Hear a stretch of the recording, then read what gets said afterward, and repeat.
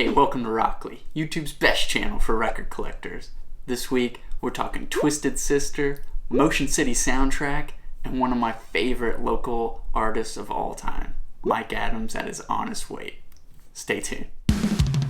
Get ready for Rockoli, bringing music to you. Rockoli, rock and roll, metal and country too. Get ready for the record of the week. Get ready for Rockoli. Record of the week is A Twisted Christmas by Twisted Sister. When I first saw this record, which was in 2017 when the Record Store Day vinyl issue was released, was the first time I ever had seen the cover or heard anything about this album. And I immediately thought, this has to be a terrible album. It just doesn't make any sense.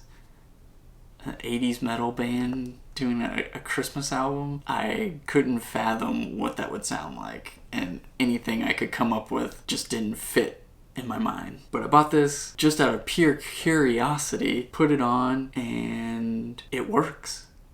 It's awesome. They took it very serious. Just great playing, great thought went into this to make this, I'm gonna go on record and say, the greatest metal Christmas album ever made. It's great. From start to finish, it's just a fun metal Christmas album.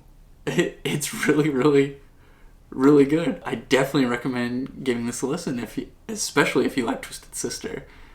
Dee Snider sings his heart out on this. It is really, really good. He is a fantastic vocalist, and it fits these Christmas songs. You just have to hear it for yourself. I'm just super impressed. Highly, highly recommended to get you into the metal Christmas spirit. This week on Hidden Gems, I'm going to talk about my favorite local artist from Bloomington, Indiana. He is an indie pop rock artist, and he goes under the moniker Mike Adams at his honest weight. He came out with his debut in 2011 with Oscillate Wisely. Great album, great record. I think he really started getting some buzz after he released this record. It got lots of positive reviews.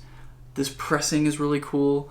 It's on this like hand-painted album cover. Back you can see it's like spray painted, and I have number 242 out of 500. Very cool. The track Bad Weather is the track to listen to off here. Infectious. Very, very catchy. Vocals, he has this very nice tone on his voice, almost like neighborly like. He comes off just very genuine, and love his sound. Just really creative, and he's able to create these infectious, catchy tunes without being overly repetitive. Give it a listen, and you'll see it's on this St. Ives label out of Bloomington, Indiana. And I think this record was a partnership between Flannel Graph Records and St. Ives, or Eves, I'm not sure. This was the album that introduced me to Mike Adams at his honest weight. It's the best of the Boiler Room classics. Really genuine indie pop rock. I think if you like Death Cab for Cutie, you'll definitely dig this band. Very, very good stuff. This is his 12-inch EP, Preparation Age. Really good. This one has arguably his most infectious, catchy song. It's called The Lucky One. Love that track. Definitely give that a listen if you're interested in some indie pop music. That one, if you don't like that one, he's probably not for you, but man, I love that track. And then finally, this is his most recent release, There's No Feeling Better. And I feel like every album he releases, it's just a step up in songwriting, production, just really, really good stuff. I have a lot of his 7-inch singles he's released. And some of my favorites are, I was able to get this test pressing of The Lucky One, that track I really like. He also did this fundraiser for equality, and a lot of artists participated, but they did these lathe cut singles, and this one is his track Caught On, but there's only 28 of these, and I have number 16 out of 28. And finally, keep our Christmas theme going, he did a cover of Roger Miller's Old Toy Trains, and he does a really good job. It comes in this nice picture sleeve with this like cartoony artwork, and then it's pressed on this red and green vinyl, and it looks really cool. There's even in the dead wax, there's a message, and it says, "Listen to the skies." Highly, highly recommend listening to Mike Adams at his honest weight. All right, now it's time for Ultimate Press. This week I want to talk about Motion City Soundtrack's My Dinosaur Life. Motion City Soundtrack is a pop punk band, emo, indie, alternative rock band from the early 2000s. They formed in the mid-90s, late 90s, gained popularity in the early 2000s. When I was in high school, I was really into that emo, pop punk stuff, and really, really enjoyed their music. This album came out later, about 2009. This was their first major label release on Columbia. This pressing is...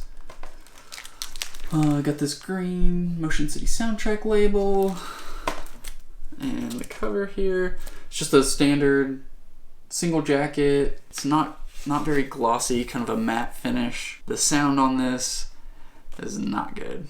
This is the original press from 2009. It definitely sounds like they took a copy of a CD and just threw it on a record. They want big dollars for this if you go searching for this now, and it is not worth it. Stay away from the original press, because SRC did a high resolution digital file repress of My Dinosaur Life, and it sounds fantastic. It comes on this awesome gatefold jacket, and it has this like spot printing where the dinosaur is in gloss, and then like the rest of the cover is like a matte finish, and the same on the back where the bee and the dinosaur are glossy and the rest of the cover is matte. Really nice. It makes the dinosaur definitely pop out. Then it also comes on, I think there's a green version, and I have the pink version. This is definitely, hands down, the best pressing of this album. It's not my favorite Motion City Soundtrack album, but I'm glad to have this one in my collection. Like I said, SRC, been impressed with them with the Jimmy Eat World. I think they did a good job with those pressings. And this My Dinosaur Life, they did an excellent job on. You know, the debate of should records be made from digital files. I'm not a purist. I think you can make a really great sounding record from a digital file.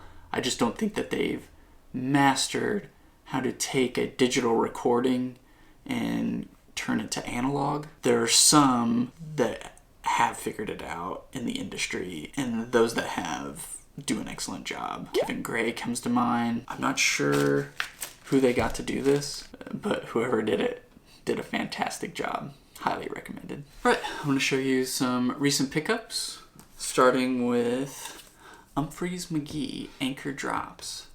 Humphreys McGee is a prog rock band from Chicago, and they definitely wear their Chicago pride on their sleeve. You can tell from the cover they have kind of a Google Earth view of Chicago. Really great record. If you want to give them a listen, I definitely recommend the track In the Kitchen.